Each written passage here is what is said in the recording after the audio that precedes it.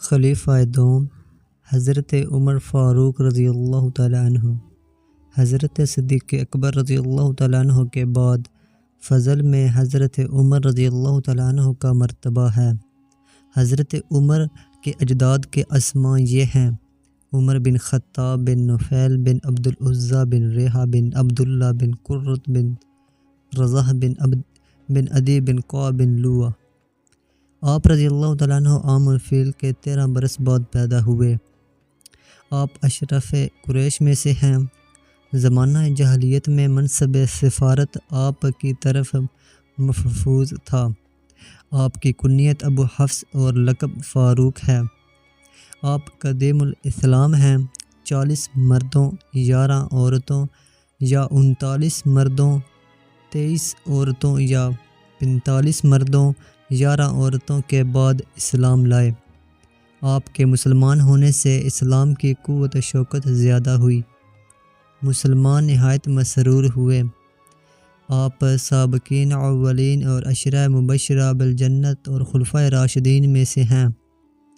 صحابہ کرام کے کبار علماء زہاد میں آپ کا ممتاز مرتبہ ہے۔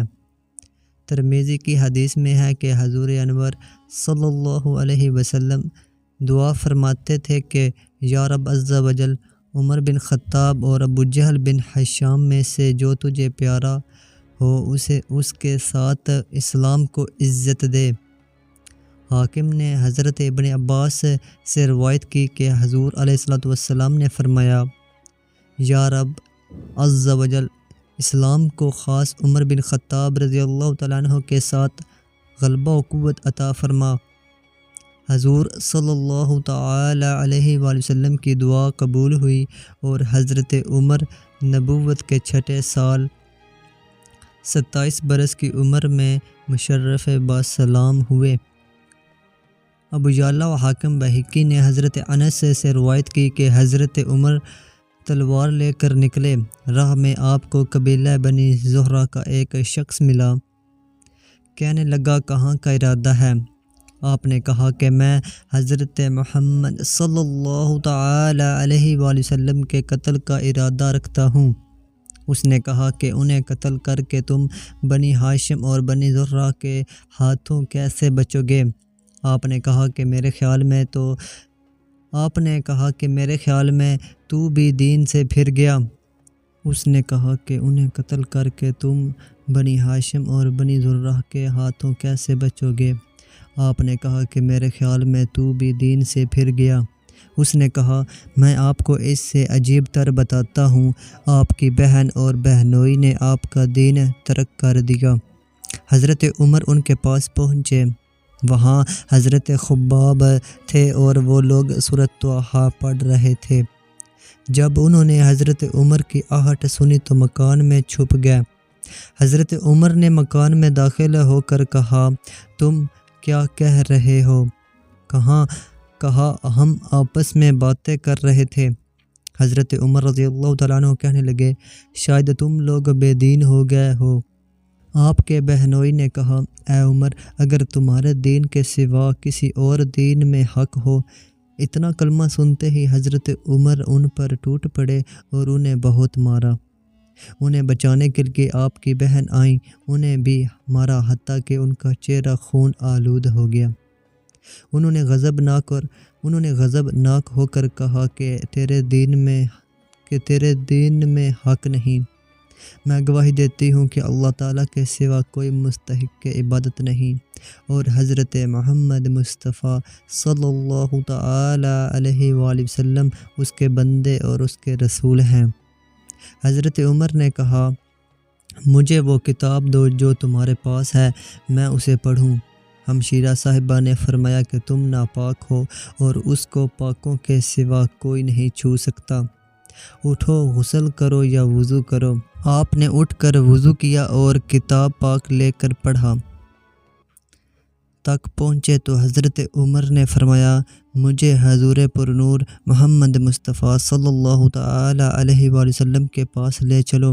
یہ سن کر حضرت خباب رضی اللہ تعالیٰ عنہ باہر نکلے اور انہوں نے کہا، مبارک ہو اے عمر، میں امید کرتا ہوں کہ تم ہی دعائے رسول علیہ السلام ہو۔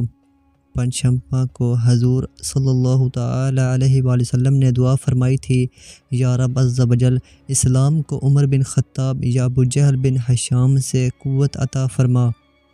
حضرت عمر اس مکان پر آئے جس میں حضور صلی اللہ تعالی علیہ وآلہ وسلم تشریف فرما تھے۔ دروازے پر حضرت حمزہ و طلحہ رضی اللہ تعالی عنہما اور دوسرے لوگ تھے۔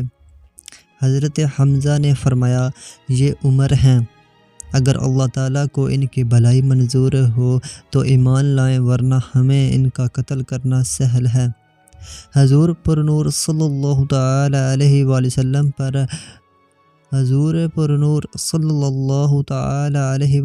پر اس وقت وحی آ رہی تھی۔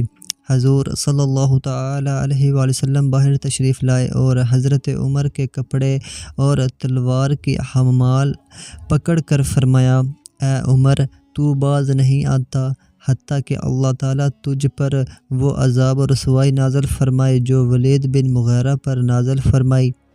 حضرت عمر نے عرض کیا، اشہد ان لا الہ الا اللہ وانک عبد اللہ ورسولہ۔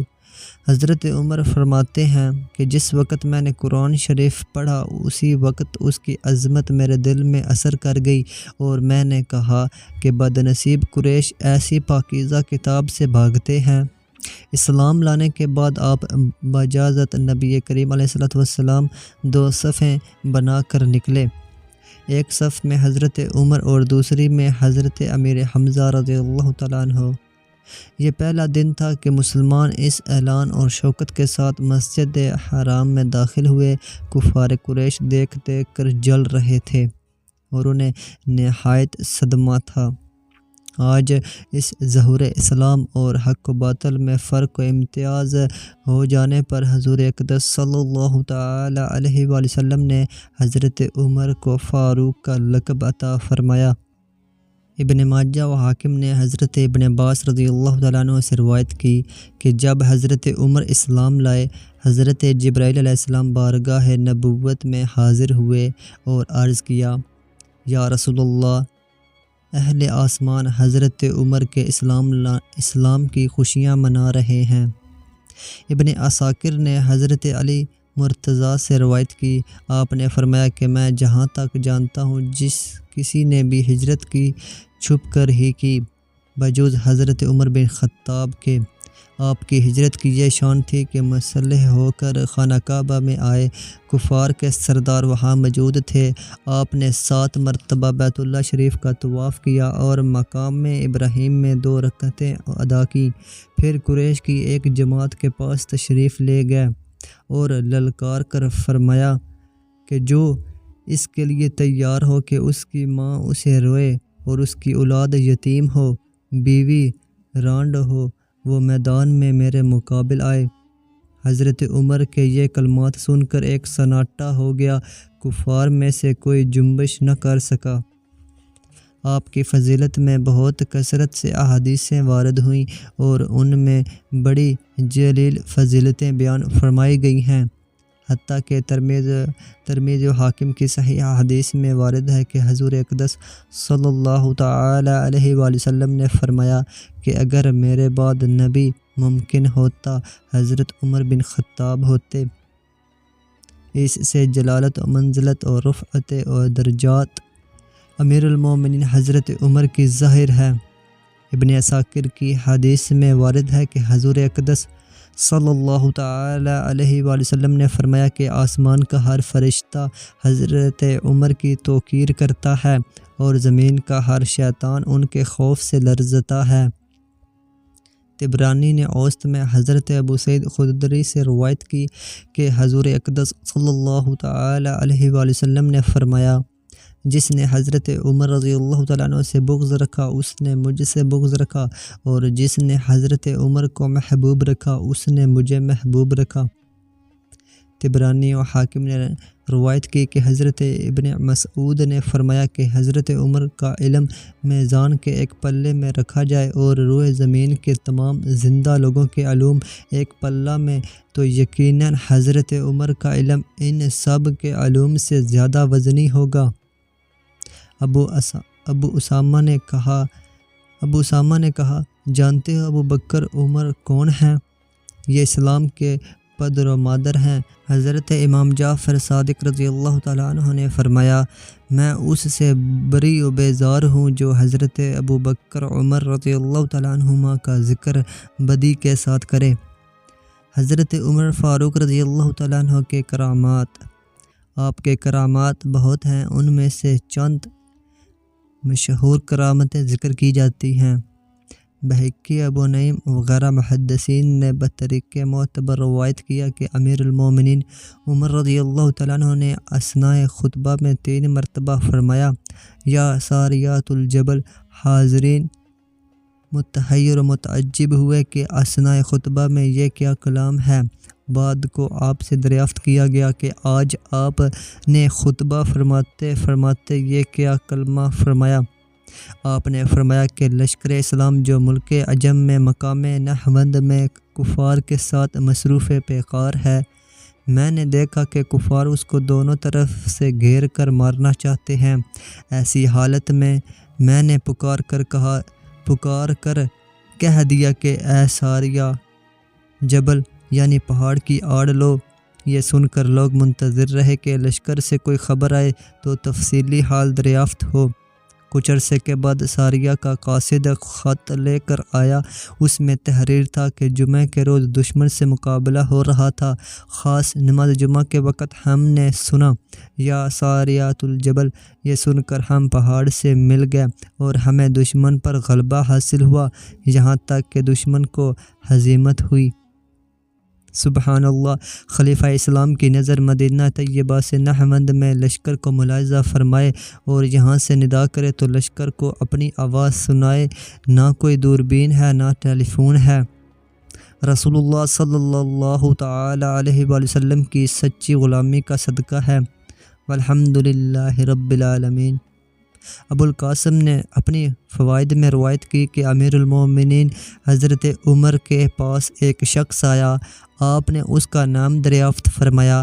کہنے لگا میرا نام حمزہ، میرا نام جمرہ اخگر ہے۔ فرمایا کس کا بیٹا؟ کہا ابن شہاب آتش پارہ کا۔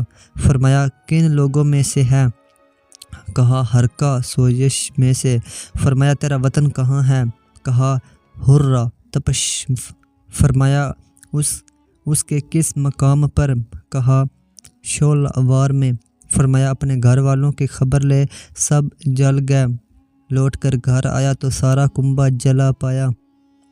ابو شیخ نے کتاب العظماء میں روایت کی کہ جب مصر فتح ہوا تو ایک روز اہل مصر نے حضرت عمر بن عاص سے عرض کیا کہ اے امیر، ہمارے دریائے نیل کی ایک رسم ہے، جب تک اس کو ادا نہ کیا جائے دریا جاری نہیں رہتا۔ انہوں نے دریافت کیا کیا؟ کہا اس مہینے کی 11 تاریخ کو ہم ایک کنواری لڑکی کو اس کے والدین سے لے کر عمدہ لباس اور نفیس زیور سے سجا کر دریائے نیل میں ڈالتے ہیں۔ حضرت عمر بن عاص رضی اللہ تعالیٰ عنہ نے کہا کہ اسلام میں ہرگز ایسا نہیں ہو سکتا اور اسلام پرانی واہیات رسموں کو مٹاتا ہے۔ پس وہ رسم موقوف رکھی گئی اور دریا کی روانی کم ہوتی گئی، یہاں تک کہ لوگوں نے وہاں سے چلے جانے کا قصد کیا۔ یہ دیکھ کر حضرت عمر بن عاص رضی اللہ تعالیٰ عنہ نے امیر المومنین رضی اللہ تعالیٰ عنہ کی خدمت میں تمام واقعہ لکھ بھیجا۔ آپ نے جواب میں تحریر فرمایا تم نے ٹھیک کیا، بے شک اسلام ایسی رسموں کو مٹاتا ہے۔ میرے اس خط میں ایک رکا ہے، اس کو دریائے نیل میں ڈال دینا۔ عمر بن عاص کے پاس جب امیر المومنین کا خط پہنچا اور انہوں نے وہ رکا اس خط میں سے نکالا تو اس میں لکھا تھا از جانب بندہ خدا امیر المومنین بسوئے نیل مصر بعد از حمد و صلات آنکھ کا، اگر تو خود جاری ہے تو نہ جاری ہو اور اللہ تعالیٰ نے جاری فرمایا تو میں اللہ وحدہ قہار سے درخواست کرتا ہوں کہ تجھے جاری فرما دے۔ عمر بن عاص نے یہ رکا دریائے نیل میں ڈالا۔ ایک شب میں 16 گز پانی بڑھ گیا اور پھینٹ چڑھانے کی رسم مصر سے بالکل موقوف ہو گئی۔ امیر المومنین حضرت عمر فاروق رضی اللہ تعالیٰ عنہ کا زود و را تواضع و حلم۔ حضرت ابن عباس رضی اللہ تعالیٰ عنہ سے مروی ہے کہ حضرت عمر فاروق روزانہ 11 لقمے سے زیادہ طعام ملاحظہ نہ فرماتے۔ حضرت انس بن مالک رضی اللہ تعالیٰ عنہ سے مروی ہے کہ میں نے دیکھا کہ حضرت عمر کے قمیص مبارک میں 2 شانوں کے درمیان 4 پیوند لگے تھے۔ یہ بھی روایت ہے کہ شام کے ممالک جب فتح ہوئے اور آپ نے ان ممالک کو اپنے قدوم میمنت لزوم سے سرفراز فرمایا اور وہاں کے امراء و عظماء آپ کے استقبال کے لیے آئے، اس موقع پر آپ اپنے شتر پر سوار تھے۔ آپ کے خواص و خدام نے عرض کیا، اے امیر المومنین، شام کے اکابر و اشراف حضور کی ملاقات کے لیے آ رہے ہیں، مناسب ہوگا کہ حضور گھوڑے پر سوار ہوں تاکہ آپ کی شوکت و ہیبت ان کے دلوں میں جاگزی ہو۔ فرمایا، اس خیال میں نہ رہیے، کام بنانے والا اور ہی ہے۔ سبحان اللہ۔ ایک مرتبہ کیسر روم کا قاصد مدینہ طیبہ میں آیا اور امیر المومنین کو تلاش کرتا تھا تاکہ بادشاہ کا پیام آپ کی خدمت میں عرض کرے۔ لوگوں نے بتایا کہ امیر المومنین مسجد میں ہیں۔ مسجد میں آیا، دیکھا کہ ایک صاحب موٹے پیوند زدہ کپڑے پہنے ایک اینٹ پر سر رکھے لیٹے ہیں۔ یہ دیکھ کر باہر آیا اور لوگوں سے امیر المومنین کا پتہ دریافت کرنے لگا۔ کہا گیا، مسجد میں تشریف فرما ہیں۔ کہنے لگا، مسجد میں تو سوائے ایک دلک پوش کے کوئی نہیں۔ صحابہ علیہم رضوان نے کہا، وہی دلک پوش ہمارا امیر خلیفہ ہے۔ کیسر کا قاصد پھر مسجد میں آیا اور غور سے امیر المومنین کے چہرہ مبارک کو دیکھنے لگا۔ دل میں محبت و حیبت پیدا ہوئی اور آپ کی حقانیت کا پر تو اس کے دل میں جلوہ گر ہوا۔ حضرت عامر بن ربیعہ رضی اللہ تعالیٰ عنہ فرماتے ہیں کہ میں امیر المومنین عمر کی خدمت میں تھا۔ آپ جب بعزم حج مدینہ طیبہ سے روانہ ہوئے، آمد و رفت میں عمرہ و خلفاء کی طرح آپ کے لیے خیمہ نصب نہ کیا گیا۔ راہ میں جہاں قیام فرماتے اپنے کپڑے اور بستر کسی درخت پر ڈال کر سایہ کر لیتے۔ ایک روز برسر ممبر موعظت فرما رہے تھے، مہر کا مسئلہ زیر بحث آیا۔ آپ نے فرمایا، مہر گراں نہ کیے جائیں اور 40 اوقیہ سے زیادہ مہر زیادہ مقرر نہ کیا جائے۔ ایک اوقیہ 40 درہم کا ہوتا ہے، کیونکہ سید عالم صلی اللہ تعالی علیہ وآلہ وسلم نے اپنی ازواج کا مہر 40 اوقیہ سے زیادہ نہ فرمایا، لہٰذا جو کوئی آج کی تاریخ سے اس سے زیادہ مہر مقرر کرے گا وہ زیادتی بیت المال میں داخل کر لی جائے گی۔ ایک ضعیفہ عورت کی صف سے اٹھی، ایک ضعیفہ عورتوں کی صف سے اٹھی اور اس نے عرض کیا، اے امیر المومنین، ایسا کہنا آپ کے منصب عالی کے لائق نہیں۔ مہر اللہ تعالیٰ نے عورت کا حق کیا ہے، وہ اس کے لیے حلال ہے، اس کا کوئی جز اس سے کس طرح لیا جا سکتا ہے۔ اللہ تعالیٰ فرماتا ہے، ترجمہ، اسے ڈھیروں مال دے چکے ہو تو اس میں سے کچھ واپس نہ لو۔ سورہ النساء۔ آپ نے فوراً بے دریغ داد انصاف دی اور فرمایا، عورت ٹھیک پہنچی اور مرد نے خطا کی۔ پھر ممبر پر اعلان فرمایا کہ عورت صحیح کہتی ہے، میری غلطی تھی، جو چاہو مہر مقرر کرو، اور فرمایا، یا رب عز و جل میری مغفرت فرما، ہر شخص عمر سے زیادہ دانا ہے۔ سبحان اللہ۔ امیر المومنین حضرت عمر رضی اللہ تعالیٰ عنہ کی خلافت۔ امیر المومنین حضرت عمر رضی اللہ تعالیٰ عنہ ماہ جمادی الاخر 13 ہجری میں مسند آرا سریر خلافت ہوئے۔ 10 سال چند ماہ امور خلافت کو انجام دیا۔ اس 10 سالہ خلافت کے ایام نے سلاطین عالم کو متحیر کر دیا ہے۔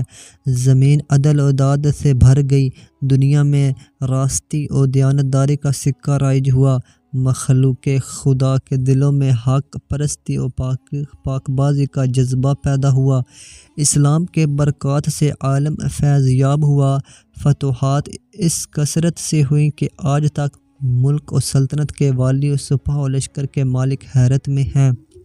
آپ کے لشکروں نے جس طرف قدم اٹھایا فتح و ظرف قدم چومتی گئی، بڑے بڑے فرید و فخر شہر یاروں کے تاج قدموں میں روندے گئے، ممالک و بلداس کثرت سے قبضے میں آئے کہ ان کی فہرست لکھی جائے تو صفحے کے صفحے بھر جائیں۔ رعب و ہیبت کا یہ عالم تھا کہ بہادروں کے زہر نام سن کر پانی ہوتے تھے، جنگ جویاں صاحب ہنر کانپتے اور تھرتھراتے تھے، قاہر سلطنتیں خوف سے لرزتی تھیں، وہاں ہمہ فرد اقبال و رعب و سطوت آپ کی درویشانہ زندگی میں کوئی فرق نہ آیا۔ رات دن خوف خدا عز و جل میں روتے روتے رخساروں پر نشان پڑ گئے تھے۔ آپ ہی کے عہد میں سن ہجری مقرر ہوا، آپ ہی نے دفتر و دیوان کی بنیاد ڈالی، آپ ہی نے بیت المال بنایا، آپ ہی نے تمام بلاد و امصار میں تراویح کی جماعتیں قائم فرمائیں، آپ ہی نے شب کے پہرےدار مقرر کیے جو رات کو پہرہ دیتے تھے۔ یہ سب آپ کی خصوصیتیں ہیں، آپ سے پہلے ان میں سے کوئی بات نہ تھی۔ ابن عساکر نے اسماعیل بن زیاد سے روایت کی کہ حضرت علی مرتضیٰ کرم اللہ تعالی وجہہ الکریم مسجدوں پر گزرے جن پر کندلیں روشن تھیں، انہیں دیکھ کر فرمایا کہ اللہ تعالی حضرت عمر کی قبر کو روشن فرمائے جنہوں نے ہماری مسجدوں کو منور کر دیا۔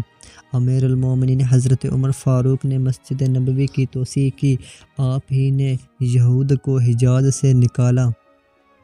آپ کے کرامات اور فضائل بہت زیادہ ہیں اور آپ کی شان میں بہت احادیث وارد ہیں۔ ذوالحجہ 23 ہجری میں آپ ابو لولو مجوسی کے ہاتھ سے مسجد میں شہید ہوئے۔ زخم کھانے کے بعد آپ نے فرمایا، کان امر اللہ قدرا مقدورا، اور فرمایا اللہ عز و جل کی تعریف جس نے میری موت کسی مدعی اسلام کے ہاتھ پر نہ رکھی۔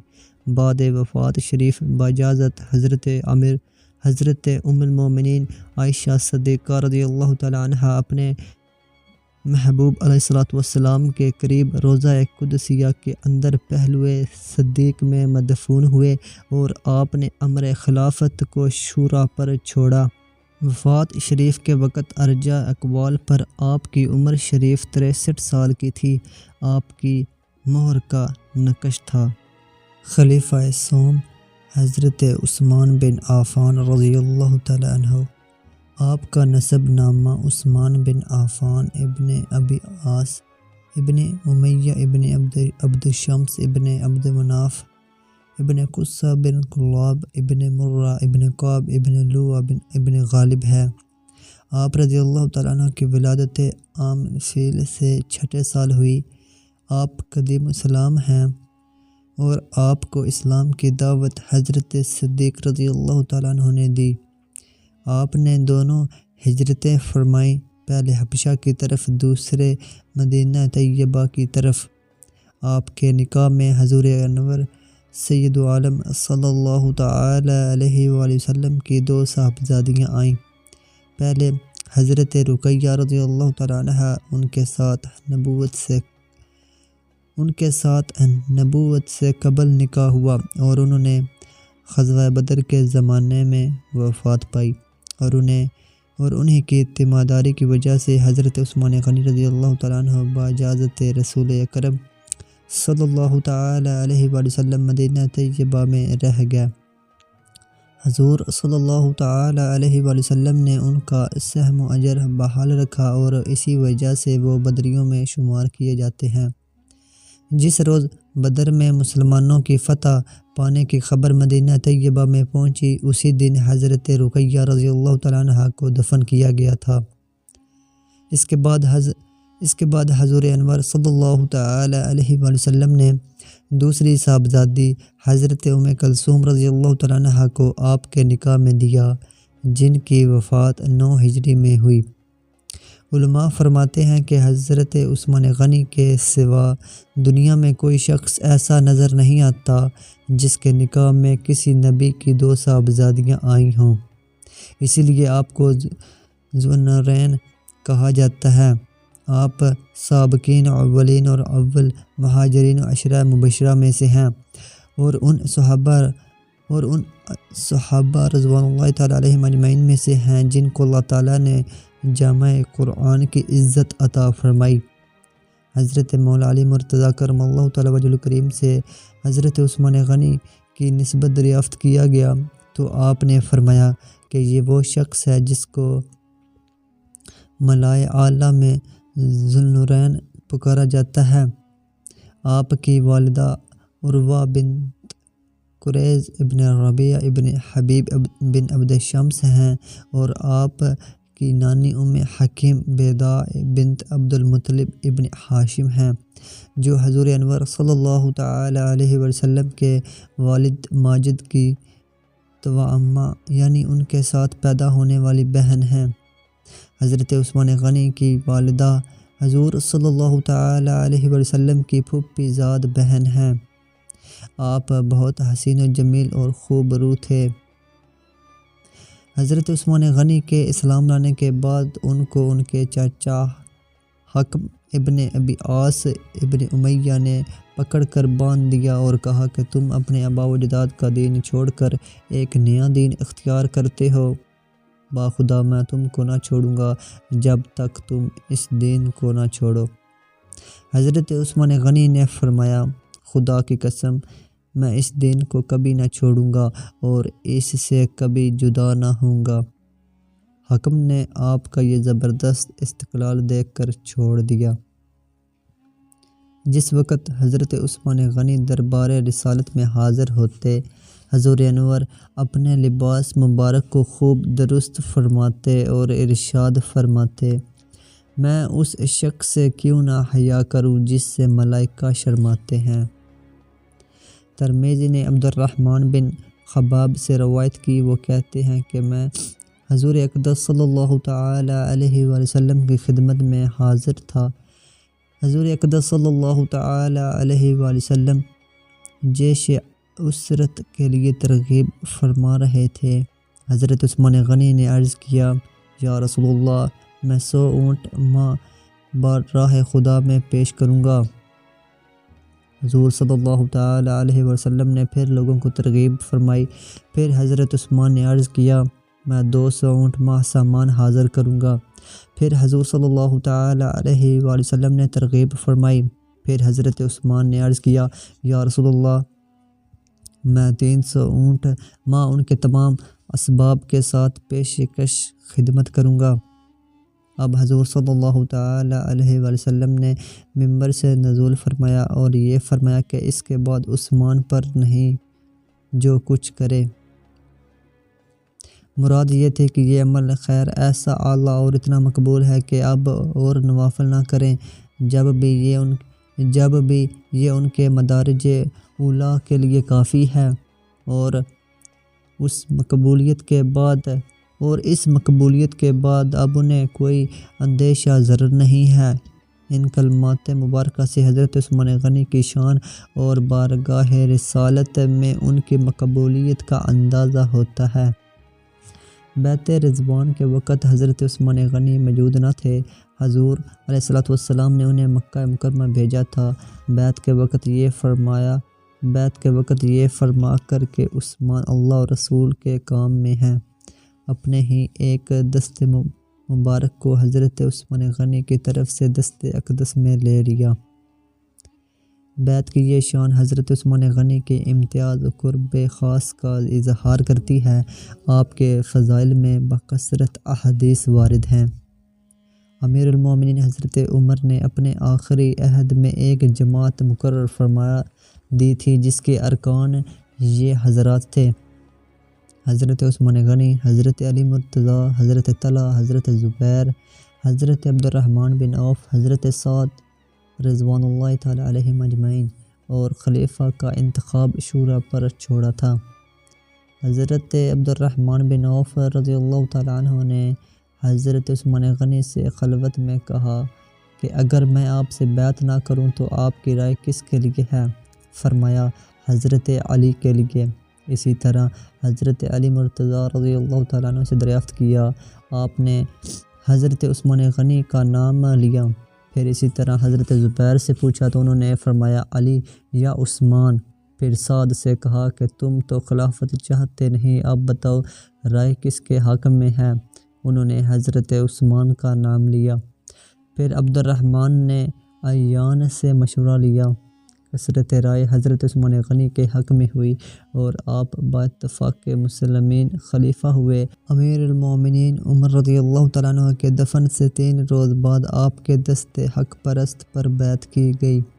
آپ کے عہد مبارک میں رے اور روم کے کئی قلعے اور سابور اور ارجان اور دارا بجرت اور افریقہ اور اندلس، قبرص، جور اور خراسان کے بلادہ کثیر اور نشاپور اور توس اور سرخس اور مروہ اور بحق فتح ہوئے۔ 26 ہجری میں آپ نے مسجد حرام کی توسیع فرمائی اور 29 ہجری میں مسجد مدینہ طیبہ کی توسیع کی اور حجارہ منقوشہ سے بنایا پتھر کے ستون قائم کیے۔ سال کی چھت بنائی، طول 120 گز اور عرض 150 گز کیا۔ 12 سال امور خلافت سر انجام فرما کر 35 ہجری میں شہادت پائی۔ جب باغیوں نے آپ کے محل کو گھیر لیا اس وقت آپ سے مقابلے کے لیے عرض کیا گیا اور قوت آپ کی زیادہ تھی مگر آپ نے قبول نہ فرمایا۔ عرض کیا گیا کہ مکہ مکرمہ یا اور کسی مقام پر تشریف لے جائیں، یہ بھی منظور نہ فرمایا اور ارشاد فرمایا کہ میں رسول کریم صلی اللہ تعالیٰ علیہ وآلہ وسلم کا قرب چھوڑنے کی تاب نہیں رکھتا۔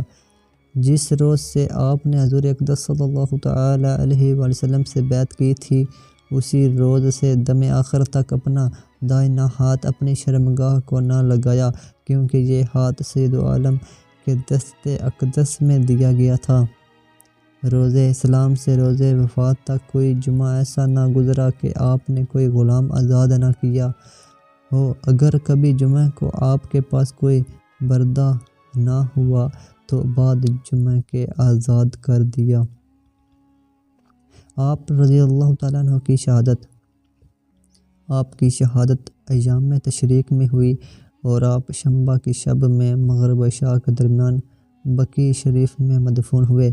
آپ کی عمر 82 سال کی ہوئی۔ آپ کے جنازے کی نماز حضرت زبیر رضی اللہ تعالیٰ عنہ نے پڑھائی اور انہوں نے آپ کو دفن کیا اور یہی آپ کی وصیت تھی۔ ابن عساکر نے یزید بن حبیب سے نقل کیا، وہ کہتے ہیں مجھے خبر پہنچی ہے کہ حضرت عثمان غنی پر یورش کرنے والوں میں سے اکثر لوگ مجنون اور دیوانہ ہو گئے۔ حضرت حذیفہ فرماتے ہیں کہ پہلا فتنہ حضرت عثمان غنی رضی اللہ تعالیٰ عنہ کا شہید کیا جانا ہے اور آخر فتنہ دجال کا خروج۔ غرض صحابہ اکرام رضوان اللہ تعالیٰ علیہم اجمعین میں حضرت عثمان کی شہادت نے ایک عجیب ہیجان پیدا کر دیا اور وہ اس سے خائف ہو گئے اور سمجھنے لگے کہ اب فتنوں کا دروازہ کھلا اور دین میں رخنے پیدا ہونے شروع ہوئے۔ حضرت سامورہ رضی اللہ تعالیٰ عنہ فرماتے ہیں کہ اسلام ایک محکم قلعے میں محفوظ تھا۔ حضرت عثمان غنی کی شہادت اسلام میں پہلا رخنہ ہے اور ایسا رخنہ جس کا انسداد قیامت تک نہ ہوگا۔ حضرت حسن رضی اللہ تعالیٰ عنہ سے منقول ہے کہ حضرت عثمان غنی کی شہادت کے وقت حضرت علی مرتضیٰ رضی اللہ تعالیٰ عنہ وہاں تشریف نہیں رکھتے تھے۔ جنگ جمل میں حضرت علی مرتضیٰ نے فرمایا یا رب عز و جل، میں تیرے حضور میں خون عثمان رضی اللہ تعالیٰ عنہ سے برات کا اظہار کرتا ہوں۔ حضرت عثمان غنی کے قتل کے روز میرا طائر عقل پرواز کر گیا تھا۔ لوگ میرے پاس بیعت کو آئے تو میں نے کہا کہ باخدا میں ایسی قوم کی بیعت کرنے سے شرماتا ہوں جنہوں نے حضرت عثمان غنی کو شہید کیا، اور مجھے اللہ تعالیٰ سے شرم آتی ہے کہ میں حضرت عثمان غنی کے دفن سے پہلے بیعت میں مصروف ہوں۔ لوگ پھر گئے، لوٹ کر آئے، پھر انہوں نے مجھ سے بیعت کی درخواست کی تو میں نے کہا یا رب، میں اس سے خائف ہوں جو حضرت عثمان پر پیش آیا۔ پھر ارادہ الہی غالب آیا اور مجھے بیعت لینا پڑی۔ لوگوں نے جب مجھ سے کہا یا امیر المومنین تو یہ کلمہ سن کر میرے دل میں چوٹ لگی۔ اس وقت حضرت مولا علی مرتضیٰ کرم اللہ تعالی وجہ الکریم کو حضرت عثمان غنی یاد آئے اور اپنی نسبت یہ کلمہ سننا باعث ملال خاطر ہوا۔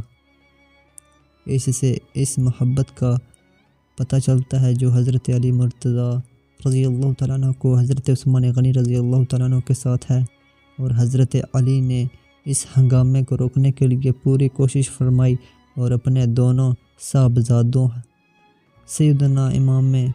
سیدنا حضرت امام حسن اور امام حسین رضی اللہ تعالیٰ عنہما کو حضرت عثمان غنی رضی اللہ تعالیٰ عنہ کے دروازے پر تلواریں لے کر حفاظت کے لیے بھیج دیا تھا، لیکن جو اللہ تعالیٰ کو منظور تھا اور جس کی خبریں حضور سید عالم صلی اللہ تعالیٰ علیہ وسلم نے دی تھیں اس کو کون رفع کر سکتا ہے۔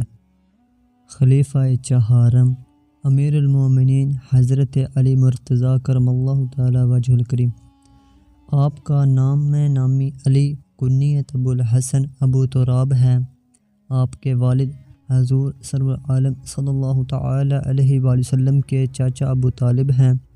آپ 9 عمروں میں سب سے پہلے اسلام لائے۔ اسلام لانے کے وقت آپ کی عمر شریف کیا تھی، اس میں چند اقوال ہیں۔ ایک قول میں آپ کی عمر 15 سال کی، ایک میں 16 کی، ایک میں 8 کی، ایک میں 10 کی۔ اگرچہ عمر کے باب میں چند قول ہیں، مگر اس قدر یقینی ہے کہ ابتدائی عمر میں بلوغ کے متصل ہی آپ دولت ایمان سے مشرف ہوئے۔ آپ نے کبھی بت پرستی نہیں کی، جس طرح کہ حضرت صدیق کبھی بت پرستی کے ساتھ ملوث نہ ہوئے۔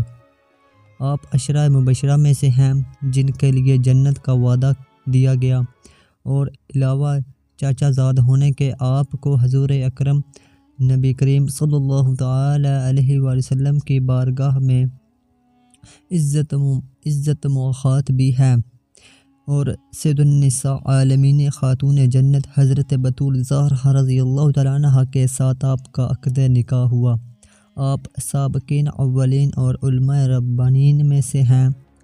جس طرح شجاعت بصالت میں آپ کا نام نامی شہرۂ عالم ہے، عرب و عجم بحر و بر میں آپ کے زور و قوت کے سکے بیٹھے ہوئے ہیں۔ آپ کی ہیبت و دبدبے سے آج بھی جوان مردان شیر دل کانپ جاتے ہیں۔ اسی طرح آپ کا زہد و ریاضت اطراف و اکناف عالم میں وظیفہ خاص و عام ہے۔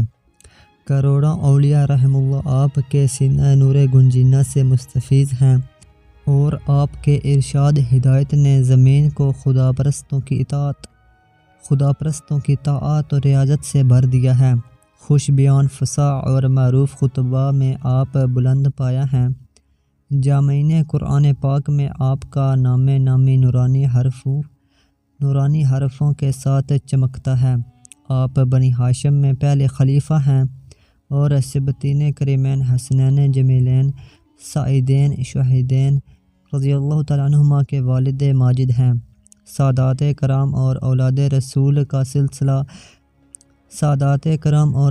رسول علیہ السلام کا سلسلہ پروردگار عالم عز و جل نے آپ سے جاری فرمایا۔ آپ تبوک کے سوا تمام مشاہد میں حاضر ہوئے۔ جنگ تبوک کے موقع پر حضور اقدس صلی اللہ تعالی علیہ وسلم نے آپ کو مدینہ پر خلیفہ بنایا تھا، اور ارشاد فرمایا تھا کہ تمہیں ہماری بارگاہ میں وہ مرتبہ حاصل ہے جو حضرت موسیٰ علیہ السلام کی بارگاہ میں حضرت ہارون کو۔ حضور اقدس صلی اللہ تعالی علیہ وسلم نے چند مقاموں میں آپ کو جھنڈا عطا فرمایا، خصوصاً روز خیبر، اور حضور نے خبر دی کہ ان کے ہاتھ پر فتح ہوگی۔ آپ نے اس روز قلعہ خیبر کا دروازہ اپنی پشت پر رکھا، اور اس پر مسلمانوں نے چڑھ کر قلعے کو فتح کیا۔ اس کے بعد لوگوں نے اسے کھینچنا چاہا تو 40 آدمیوں سے کم اس کو نہ اٹھا سکے۔ جنگوں میں آپ کے کارنامے بہت ہیں۔ آپ کو اپنے ناموں میں ابو تراب بہت پیارا معلوم ہوتا تھا، اور اس نام سے آپ بہت خوش ہوتے تھے۔ اس کا سبب یہ تھا کہ ایک روز آپ مسجد شریف کی دیوار کے پاس لیٹے ہوئے تھے، پشت مبارک کو مٹی لگ گئی تھی۔ حضور اقدس صلی اللہ تعالی علیہ وآلہ وسلم تشریف لائے اور آپ کی پشت مبارک سے مٹی جھاڑ کر فرمایا اجلس ابا ترابن۔ یہ حضور صلی اللہ تعالی علیہ وآلہ وسلم کا عطا فرمایا ہوا خطاب آپ کو ہر نام سے پیارا معلوم ہوتا تھا، اور آپ اس نام سے سلاطین کونین صلی اللہ تعالی علیہ وآلہ وسلم کے لطف و کرم کے مزے لیتے تھے۔ آپ کے فضائل و محمد بہت زیادہ ہیں۔ حضرت سعد بن ابی وقاص رضی اللہ تعالیٰ عنہ سے مروی ہے کہ حضور نبی کریم رؤوف الرحیم صلی اللہ تعالی علیہ وآلہ وسلم نے غزوہ تبوک کے موقع پر حضرت علی کو مدینہ طیبہ میں اہل بیت کی حفاظت کے لیے چھوڑا۔ حضرت مولا علی مرتضیٰ نے عرض کیا، یا رسول اللہ، آپ مجھے عورتوں اور بچوں میں خلیفہ بناتے ہیں۔ حضور صلی اللہ تعالی علیہ وآلہ وسلم نے فرمایا، کیا تم راضی نہیں ہو کہ تمہیں میرے دربار میں وہ مرتبہ حاصل ہو جو حضرت ہارون کو دربار حضرت موسیٰ میں تھی، بجز اس بات کے کہ میرے بعد کوئی نبی نہیں آیا۔ حضرت سہل بن سعد رضی اللہ تعالیٰ عنہ سے مروی ہے کہ حضور اکرم صلی اللہ تعالی علیہ وآلہ وسلم نے روز خیبر فرمایا کہ میں کل جھنڈا اس شخص کو دوں گا جس کے ہاتھوں پر اللہ تعالیٰ فتح فرمائے گا، اور وہ اللہ اور رسول عز و جل کو محبوب رکھتا ہے اور اللہ اور رسول اس کو محبوب رکھتے ہیں۔ اس مزدہ جان فضا نے صحابہ اکرام علیہم رضوان کو تمام شب امید کی ساعتیں شمار کرنے میں مصروف رکھا۔ آرزو مند دلوں کو رات کاٹنی مشکل ہو گئی اور مجاہدین کی نیندیں اڑ گئیں۔ ہر دل آرزو مند تھا کہ اس نعمت عظمہ و کبریٰ سے بہرہ مند ہو، اور ہر آنکھ منتظر تھی کہ صبح کی روشنی میں سلطان دارین فتح کا جھنڈا کس کو عطا فرماتے ہیں۔ صبح ہوتے ہی شب بیداری تمنائی امیدوں کے ذخائر لیے بارگاہ رسالت میں حاضر ہوئے، اور ادب کے ساتھ دیکھنے لگے کہ کریم ذرہ پرور کا دست رحمت کس سعادت مند کو سرفراز فرماتا ہے۔ محبوب خدا صلی اللہ تعالی علیہ وآلہ وسلم کے لب مبارک کی جنبش پر ارمان بھر نگاہیں قربان ہو رہی تھیں۔ رحمت عالم صلی اللہ تعالی علیہ وآلہ وسلم نے فرمایا، علی ابن ابی طالب کہاں ہیں؟ عرض کیا گیا، وہ بیمار ہیں، ان کی آنکھوں پر آشوب ہے۔ بلانے کا حکم دیا گیا اور علی مرتضیٰ کرم اللہ تعالی وجہ الکریم حاضر ہوئے۔ حضور اقدس صلی اللہ تعالی علیہ وآلہ وسلم نے اپنے دہن مبارک کے حیات بخش لعاب سے ان کے چشم بیمار کا علاج فرمایا اور برکت کی دعا کی۔ دعا کرنا تھا کہ نہ درد باقی رہا، نہ کھٹک، نہ سرخی، نہ ٹپک۔ آن کی آن میں ایسا آرام ہوا کہ گویا کبھی بیمار نہ ہوئے تھے۔ اس کے بعد ان کو جھنڈا عطا فرمایا۔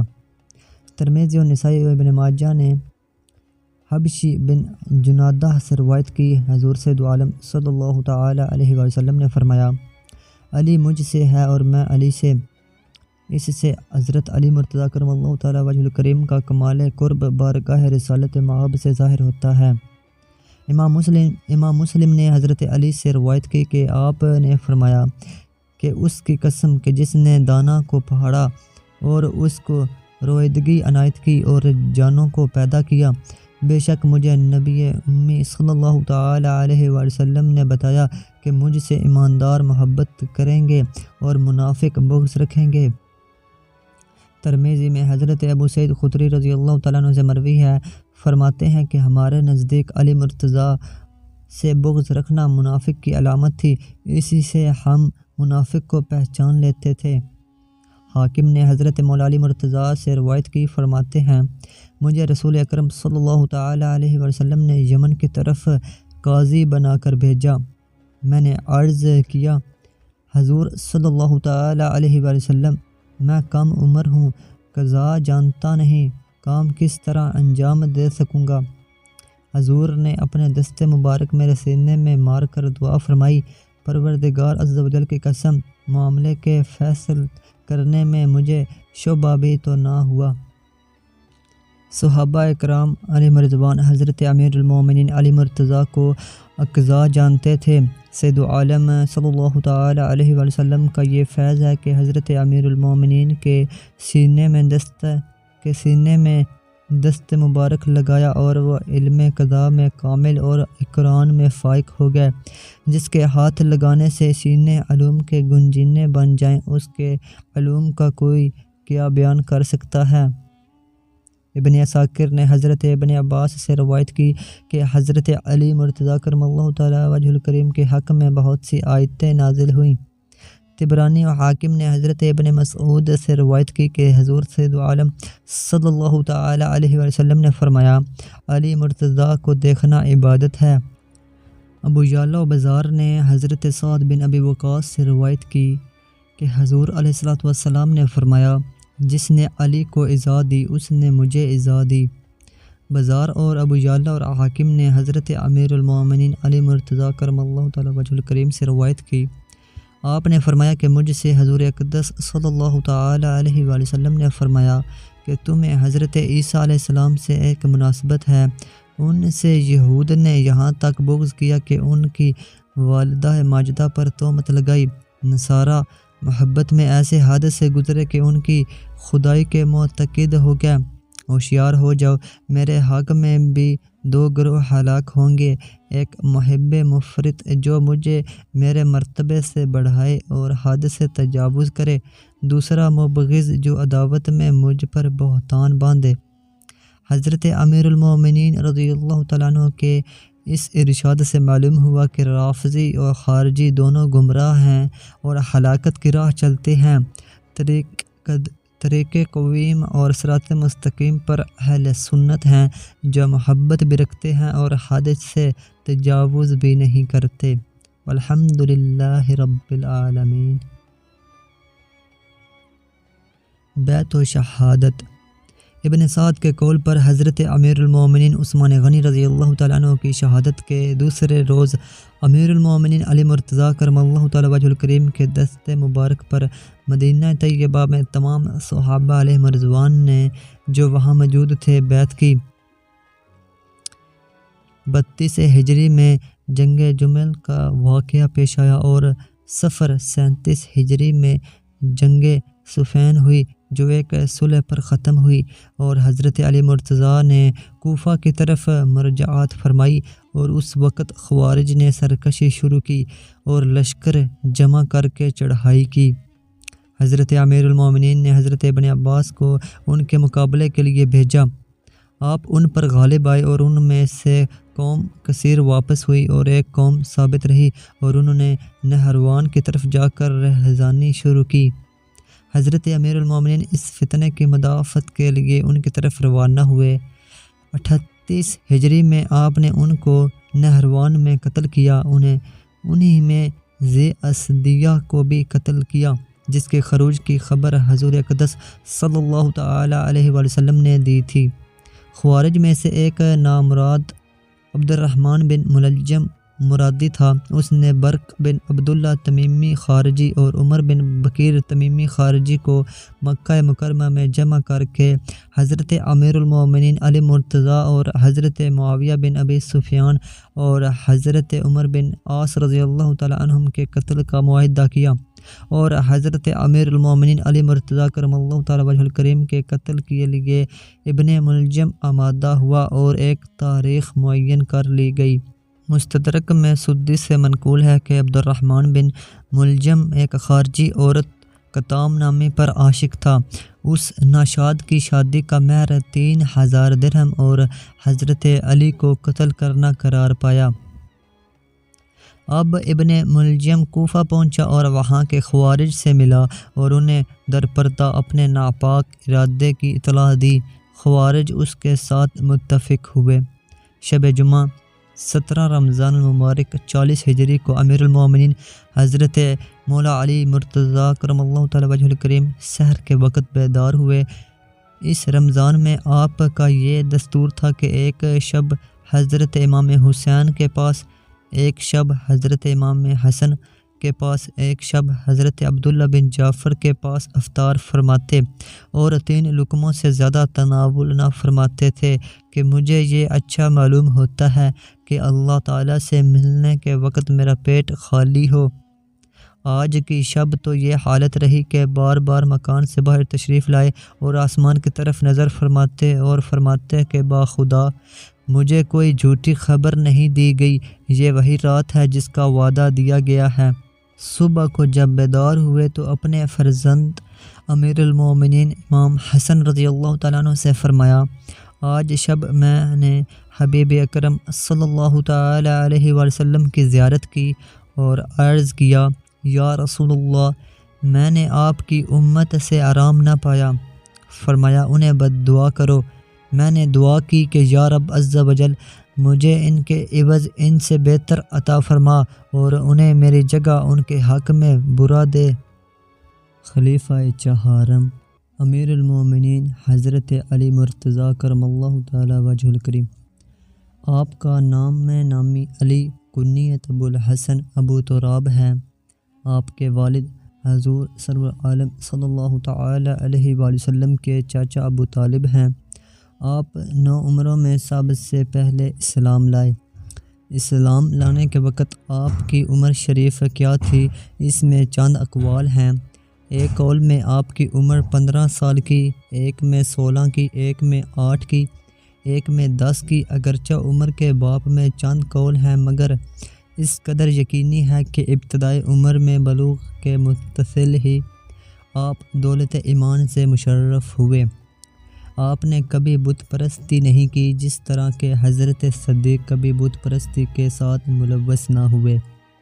آپ عشرہ مبشرہ میں سے ہیں جن کے لیے جنت کا وعدہ دیا گیا، اور علاوہ چاچا زاد ہونے کے آپ کو حضور اکرم نبی کریم صلی اللہ تعالی علیہ وآلہ وسلم کی بارگاہ میں عزت مواخات بھی ہے، اور سید النساء عالمین خاتون جنت حضرت بطول زہرا رضی اللہ تعالیٰ عنہ کے ساتھ آپ کا عقد نکاح ہوا۔ آپ سابقین اولین اور علماء ربانین میں سے ہیں۔ جس طرح شجاعت بصالت میں آپ کا نام نامی شہرۂ عالم ہے، عرب و عجم بحر و بر میں آپ کے زور و قوت کے سکے بیٹھے ہوئے ہیں۔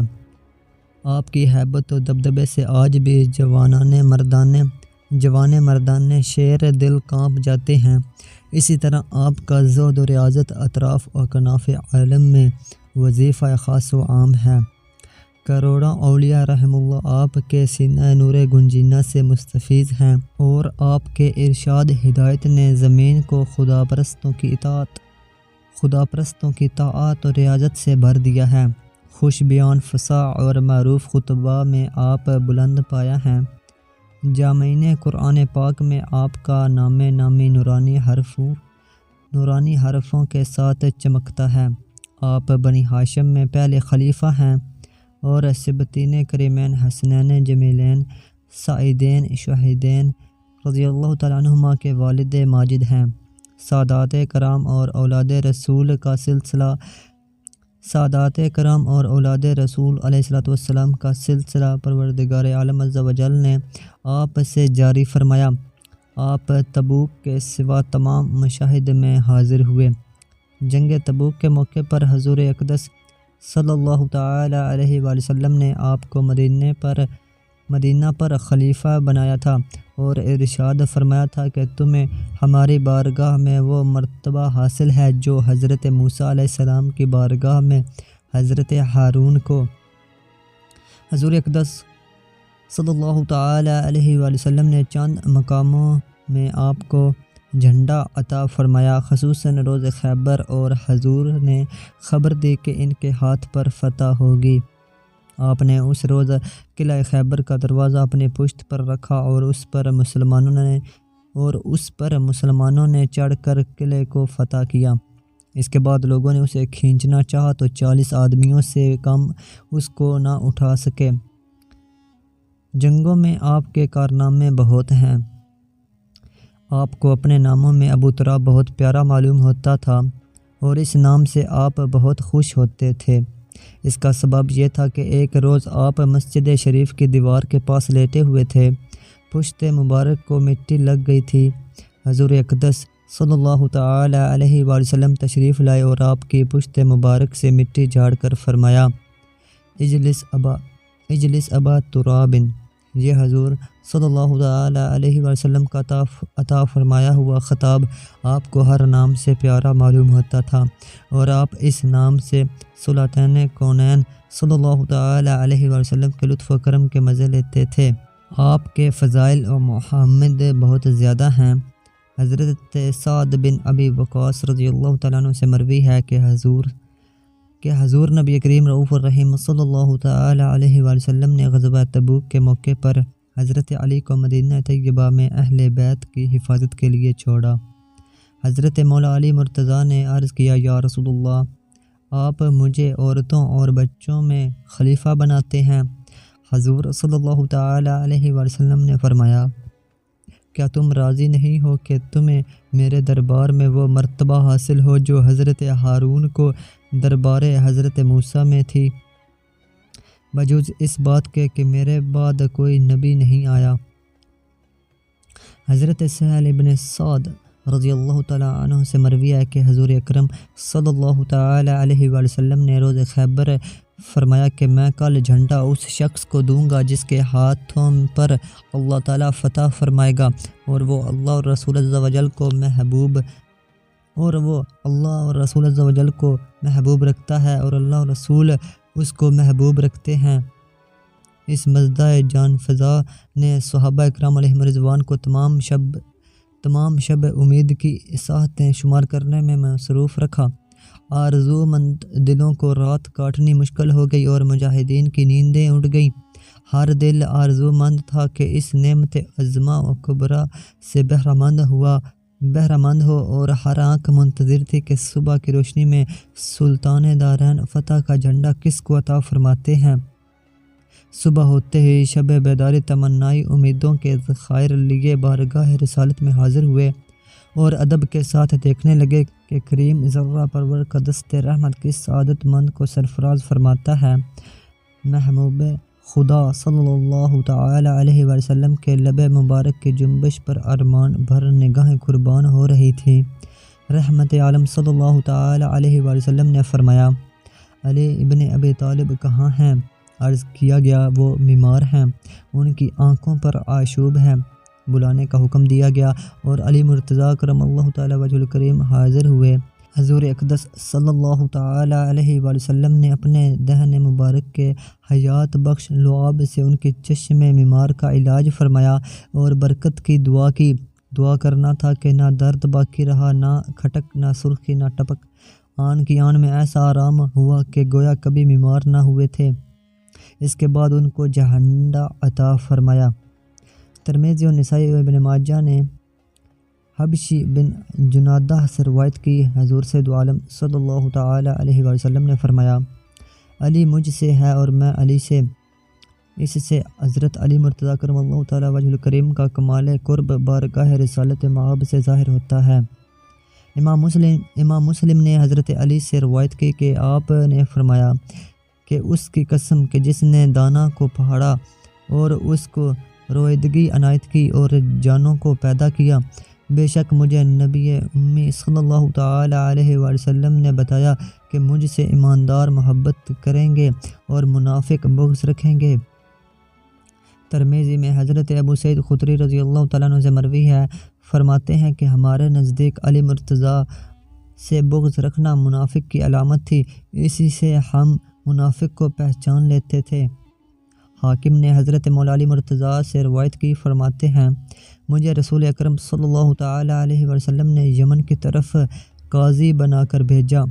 میں نے عرض کیا، حضور صلی اللہ تعالی علیہ وسلم، میں کم عمر ہوں، قضا جانتا نہیں، کام کس طرح انجام دے سکوں گا؟ حضور نے اپنے دست مبارک میرے سینے میں مار کر دعا فرمائی، پروردگار عز و جل کی قسم، معاملے کے فیصل کرنے میں مجھے شعبہ بھی تو نہ ہوا۔ صحابہ اکرام علیہ رضوان حضرت امیر المومنین علی مرتضیٰ کو اقضا جانتے تھے۔ سید عالم صلی اللہ تعالی علیہ وسلم کا یہ فیض ہے کہ حضرت امیر المومنین کے سینے میں دست مبارک لگایا اور وہ علم قضا میں کامل اور قرآن میں فائق ہو گئے۔ جس کے ہاتھ لگانے سے سینے علوم کے گنجینے بن جائیں، اس کے علوم کا کوئی کیا بیان کر سکتا ہے؟ ابن عساکر نے حضرت ابن عباس سے روایت کی کہ حضرت علی مرتضیٰ کرم اللہ تعالی وجہ الکریم کے حق میں بہت سی آیتیں نازل ہوئیں۔ طبرانی و حاکم نے حضرت ابن مسعود سے روایت کی کہ حضور سید عالم صلی اللہ تعالی علیہ وسلم نے فرمایا، علی مرتضیٰ کو دیکھنا عبادت ہے۔ ابو یعلا و بزار نے حضرت سعد بن ابی وقاص سے روایت کی کہ حضور علیہ الصلوۃ والسلام نے فرمایا، جس نے علی کو ایذا دی اس نے مجھے ایذا دی۔ بزار اور ابو یعلا اور حاکم نے حضرت امیر المومنین علی مرتضیٰ کرم اللہ تعالی وجہ الکریم سے روایت کی، آپ نے فرمایا کہ مجھ سے حضور اقدس صلی اللہ تعالی علیہ وآلہ وسلم نے فرمایا کہ تمہیں حضرت عیسیٰ علیہ السلام سے ایک مناسبت ہے۔ ان سے یہود نے یہاں تک بغض کیا کہ ان کی والدہ ماجدہ پر تہمت لگائی۔ نصارہ محبت میں ایسے حد سے گزرے کہ ان کی خدائی کے معتقد ہو گئے۔ ہوشیار ہو جاؤ، میرے حق میں بھی دو گروہ ہلاک ہوں گے، ایک محب مفرط جو مجھے میرے مرتبے سے بڑھائے اور حد سے تجاوز کرے، دوسرا مبغض جو عداوت میں مجھ پر بہتان باندھے۔ حضرت امیر المومنین رضی اللہ تعالیٰ عنہ کے اس ارشاد سے معلوم ہوا کہ رافضی اور خارجی دونوں گمراہ ہیں اور ہلاکت کی راہ چلتے ہیں۔